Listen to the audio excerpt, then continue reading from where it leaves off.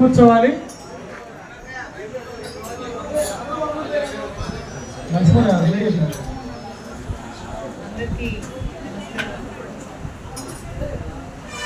గత 5 ఏళ్లలో ఈ రోడ్లు వెమ్మట కానీ ఈ శిబిరాలు వెమ్మట కానీ రోజు గుంటూరు నుంచి వచ్చేవాళ్ళం. అంటే అప్పుడు శిబిరాల్లో చేరితే ఒక బాధ, శిబిరాలకు వస్తే, ఎందుకంటే అందరూ ఒక బాధతో ఒక బరువైన గుండెతో అయినా ఒకరికొకళ్ళు తోడుగా ఉంటూ అలా కలిసి గత 5 ఏళ్ళు అలానే ప్రయాణం చేశాం.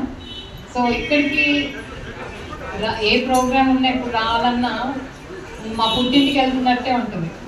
ఎందుకంటే పక్కన తుళ్ళూరు మా తాత వాళ్ళది అలా ఊరైనా కూడా ఈ గ్రామాలు ఇవన్నీ అప్పుడు అసలు ఈ ఊరు పేర్లు కూడా తెలిసేది కాదు. ఉద్యమం ముందు తెలుసు 29 గ్రామాలు ఇచ్చారు, రాజధాని తెలుసు, కానీ ఏ ఊర్లు ఏంటి అనేది అసలు రోడ్లు ఏమి తెలిసే కాదు. కానీ ఒకరి పుణ్యం అని ఈరోజు ఈ గ్రామాల్లో ఇన్ని పరిచయాలు, చుట్టరికాలు, స్నేహాలు ఏదైతే ఒక బాధలో నుంచి పుట్టిందో అవన్నీ ఇంకా కూడా కొనసాగుతున్నాయని అనుకుంటున్నాను, కొనసాగుతాయనే భావిస్తున్నాను ఎల్లప్పుడు. ఎందుకంటే ఉద్యమం అయిపోయింది మన అయిపోయిందని కాదు, ఉద్యమం అయింది, అమరావతి అవ్వాలి, రాజధాని అవ్వాలి, బిల్డింగ్స్ వెళ్ళగాలి. అప్పుడు వరకు కూడా మనం అందరం కలిసి ఎవరినైనా ప్రశ్నించే ఇదిగా, ఎందుకంటే ప్రశ్నించడం తప్పు కాదు, అది మనకు రాజ్యాంగం నేర్పింది.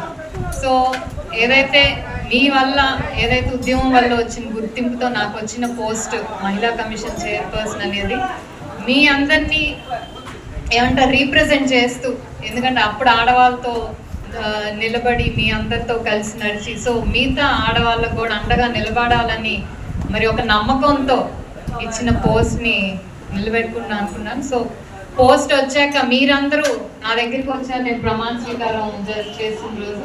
దాని తర్వాత నాకు ఎప్పుడు ఇక్కడికి రావాల్సిన సందర్భం రాలేదు, కుదరలేదు.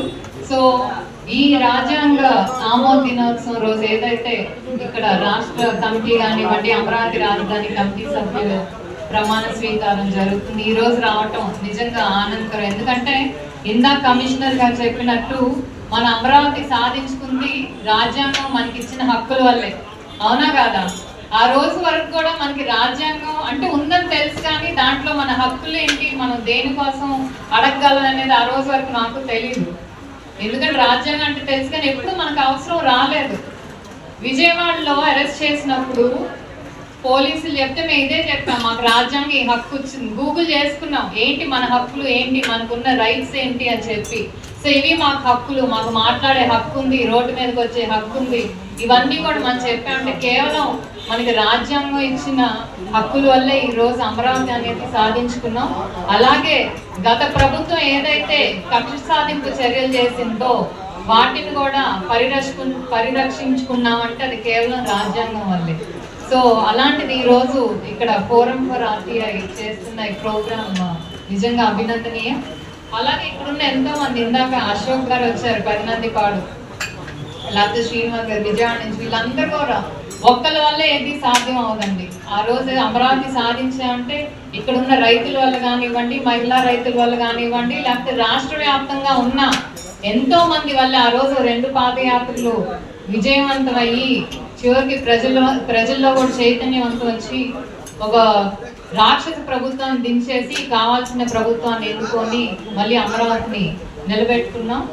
అలాగే ఆ రోజు మహిళలు చూపించిన సహనం కానివ్వండి, లేకపోతే ప్రజాస్వామ్యంగా పోరాటం చేయడం అనేది నిజంగా దేశవ్యాప్తంగా చాలా స్ఫూర్తి ఇచ్చింది. నిజంగా మనం వైలెంట్గా చేస్తుంటే ఆ రోజు మనకంత ఏదైతే సపోర్ట్ వచ్చిందో కదా, మౌనంగానే భరిస్తూ ఎవరు చెయ్యెత్తినా కూడా తిరిగి చెయ్యెత్తకుండా, మాట్లాడినా కూడా మాట్లాడకుండా కేవలం మౌనము మా బాధల సమాధానం అన్నట్టు మన ఈరోజు అమరావతిని కాపాడుకోవటంలో ప్రతి ఒక్కరు కూడా బాధ్యులయ్యారు. వరలక్ష్మి గారు లాంటి వాళ్ళు ఎంతో మంది, ఇందాక అన్నట్టు మాట్లాడటం రాదు, ఇక్కడ ఉన్న వాళ్ళందరూ కూడా శ్రీదేవి గారు కానివ్వండి, పావని, దుర్గా, చెప్పాలంటే పేర్లు అందరికీ చెప్పలేని పేరు టైం అయిపోతుంది. ఒక్కొక్కరు ఒక్కొక్క పద్ధతిలో మాట్లాడగలిగినోడు మాట్లాడారు, లేకపోతే దైవభక్తి పూజల్లో నిమగ్నమైపోయి అమరావతిని కాపాడండి, అలా ఒక్కొక్కరు ఒక్కొక్క పద్ధతిలో అందరూ సాయశక్తుల ప్రయత్నం చేశారు. కాబట్టి ఈరోజు అమరావతిని నిలబెట్టుకుని, ఎందుకంటే ఆ రోజు ఎవరు కూడా అమరావతి ఒక కేవలం ఒక భౌగోళిక నిర్మాణం అనుకోలేదు, అది మన హక్కు, ఒక భావోద్వేగం అనుకున్నారు. కాబట్టి ఆ రోజు దాదాపు 31 రోజులు అది తేలిక కాదని. ఎందుకంటే ఒక వేదిక మీద 2 గంటలు కూర్చొని ఎవరైనా స్పీచ్లు వినాలంటేనే చాలా కష్టం. అలాంటిది 5 ఏళ్ళు సుదీర్ఘంగా పొద్దున్న నుంచి సాయంత్రం వరకు శిబిరంలో కూర్చొని ఎంతో మంది వచ్చేవాళ్ళు, రాష్ట్ర వ్యాప్తంగా ఎంతో మంది వచ్చి మాట్లాడుతూనే ఉంటారు. అవన్నీ ఆలకిస్తూ బాధను మీరు దిగమిందుకుంటూ నిజంగా అంటే ఆ రోజులు అప్పుడు చాలా బాధ అనిపించేవి. ఇప్పుడు ఆలోచిస్తుంటే ఆ బాధ గుర్తు రావట్లేదు. ఎందుకంటే అదంతా దాటిపోయి ఇప్పుడంతా మనం ఒక సంతోషకరమైన మూడ్లో ఉన్నాం కాబట్టి అంత బాధపడ్డామని తలుచుకుంటే ఆ బాధ ఇప్పుడు గుర్తు రావట్లేదు.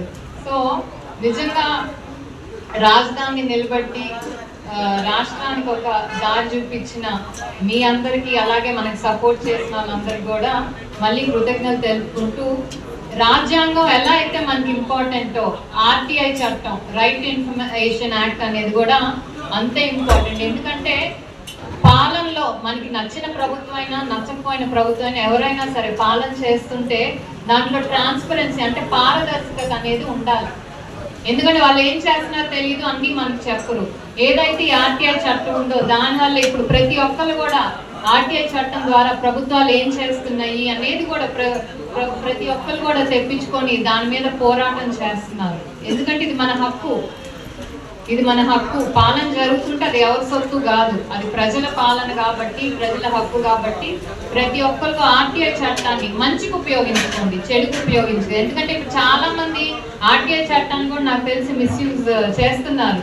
ప్రతి చిన్నదానికి ఆర్టీఐ చట్టం వేసి లేకపోతే కోర్టులో ఎక్కేసి అంటే ప్రతి దానికి ఉన్న విలువని తగ్గించేస్తున్నారు. కానీ ఆర్టీఐ చట్టానికి ఉన్న బలాన్ని, అలాగే రాజ్యాంగానికి బలాన్ని కరెక్ట్గా అర్థం చేసుకొని ఉపయోగించుకుంటే నిజమైన ప్రజాస్వామ్యం నిలబడుతుంది. ప్రతిసారి మనం రోడ్డుకెక్కి పోరాల్సిన అవసరం ఉండదు. కేవలం ఒక మాటతోనో ఏదైతే మనం అందరం కూడా కలిసి ఒక యూనిటీతో, ఎందుకంటే రాజ్యాంగం కేవలం కొన్ని రైట్సే కాదు, సమానత్వం అనేది కానివ్వండి, హక్కులు అనేవి కానివ్వండి, ఇవన్నీ కూడా ఇచ్చింది. సో అవన్నీ కూడా మనం తెలుసుకుంటూ, అలాగే స్టూడెంట్స్ కూడా, ఎందుకంటే వాస్తవం అందరం కూడా పెద్ద పెద్ద స్కూల్స్లో చదువుతున్నాం కానీ ఎక్కడా కూడా రాజ్యాంగం గురించి నేర్పిరు. అది ఎప్పుడో చిన్నప్పుడు ఏదో కాన్స్టిట్యూషన్ ఆఫ్ ఇండియా ఈ రోజు వచ్చిందని చెప్తా, దాంట్లో ఉన్నాయి ఏంటి, మనకు తెలుసుకోవాల్సిన చట్టాలు ఏంటి, ఏం ఉపయోగపడతాయి రేపు మనం పెద్దవాళ్ళ ఉద్యోగాలు చేసుకున్నా లేకపోతే ఇలాంటి పరిస్థితి వచ్చినా అనేది చాలా మందికి తెలియదు. సో దీన్ని స్కూల్ డేస్ నుంచి అందరికీ కనుక నేర్పిస్తే రేపు ప్రశ్నించడం అనేది మర్చిపోరు. మీరు గత ప్రభుత్వంలో ప్రశ్నించడం మర్చిపోయిన వాళ్ళకి మీరు తిరిగి అమరావతి రైతులు కానివ్వండి ప్రశ్నించడం అనేది నేర్పించారు. ఇది ఫ్యాక్ట్, అందరూ ఒప్పుకోవాల్సిందే. సో దానికి కూడా మీ అందరికీ ధన్యవాదాలు.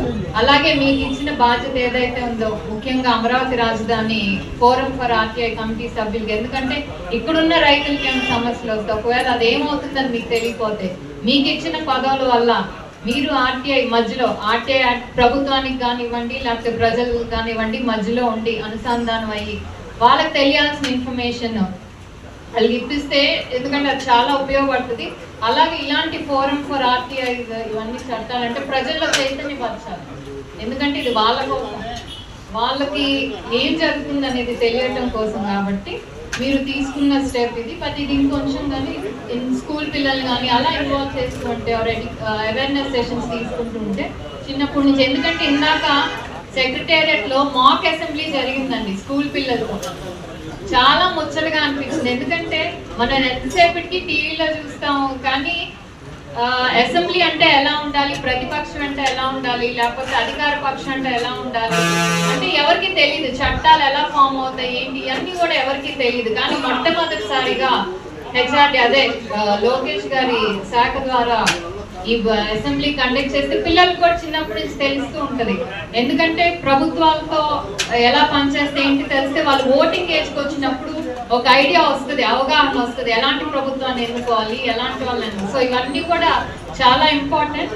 అలాగే ఇందాక ఈ రెడ్ బుక్ నేను ఆ మాక్ అసెంబ్లీలో చూశాను. లోకేష్ గారు మాట్లాడుతూ ఈ బుక్ చూపిస్తూ ఏదైతే ఆయన యోగాలను పాదయాత్ర చేశారో ఆయన ఆపినప్పుడు ఈ బుక్ చూపించి ఆర్టికల్ 19 చూపించారంట. అంటే freedom to speech, expression and right to move.